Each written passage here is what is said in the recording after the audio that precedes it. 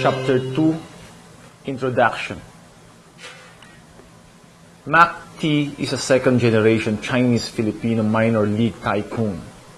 He runs a business named the Mac Soap Company. This tycoon is married to another second-generation Chinese-Filipino named Crystal Shane. Crystal is deeply suspicious of her husband's every move.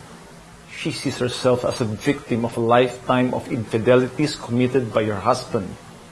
She sees herself as aided only by her eldest son. In her youth, Crystal was the daughter of a rich man. She belonged to a large family. Her father had 2 wives, the first being Crystal's mother. Crystal has always had a complex relationship with her siblings from both her mother and her stepmother.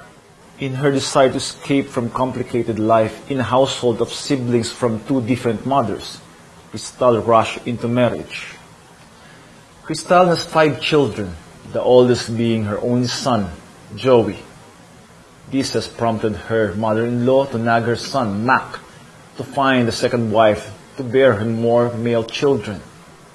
There is a preference for male heirs. The belief in the 1960s was that more male children would result in a more successful family and more money. An introduction to the sequence of his children cannot be complete without a description of each character.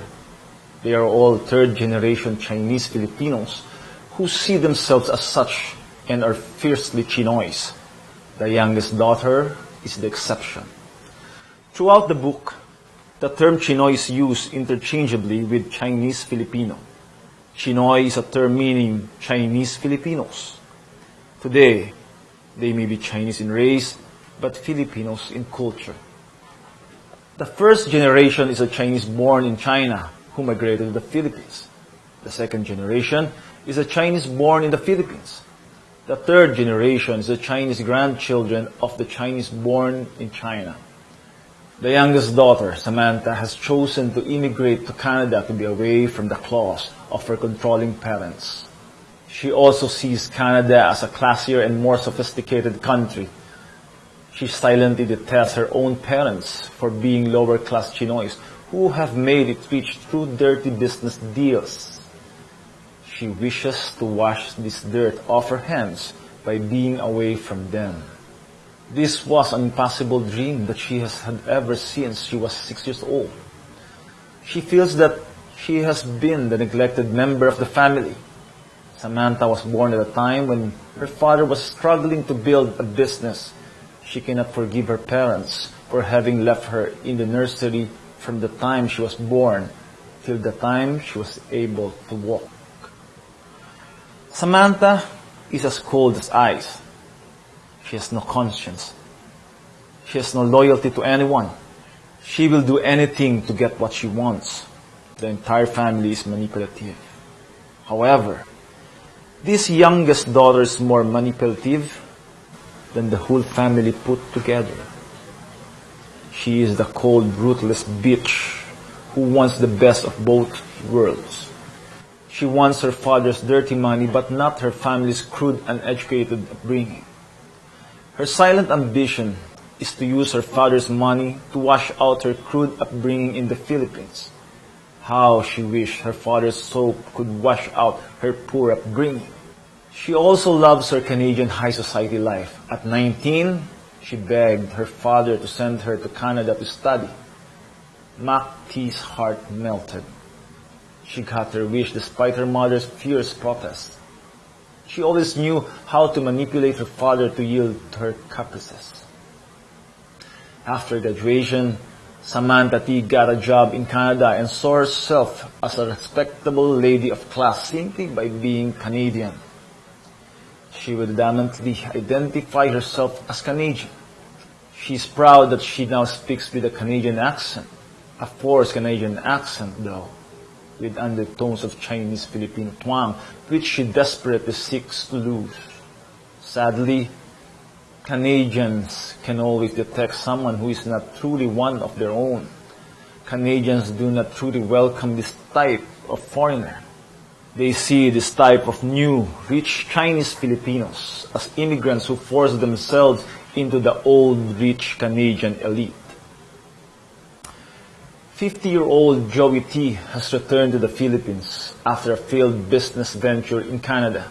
He migrated to Canada in 1990 with no intention of returning to the Philippines. He was disgusted with how his father had treated him all his life. He now sees his mother as the only one he can trust. He loves his mother with a passion that knows how much his father has hurt her over the years. He has grown up with a deep hatred and resentment for this father who had physically abused him for as long as he can remember. He has not yet fulfilled his revenge on his father. He has not yet made him pay for the years of abuse.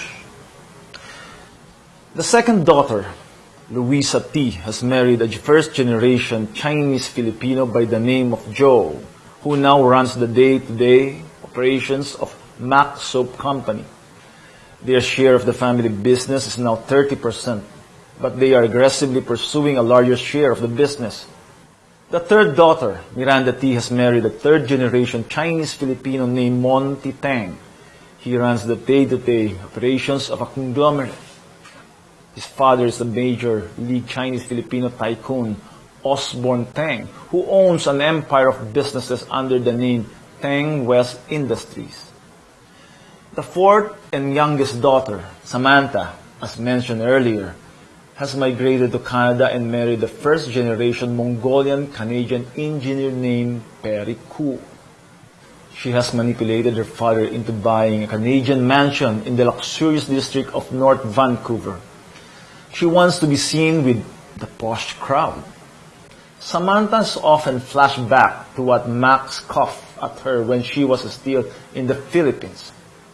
Do you think you would have these friends if I didn't have money? Do you think you would be invited to all these parties? This story is about the passage of time and the transition of business. It is a story of life and the struggle to achieve success. After attaining success, however, a price has to be paid in terms of sacrifice, in terms of damaged psyches, in terms of relationships, in terms of passing on the torch. The passing of the torch to the next generation is a realization that life is coming to an end. Some people succeed and others fail in business. But all second-generation Chinese Filipinos will die when their times arrive. At that time, the third generation will have to show the metal they are made of.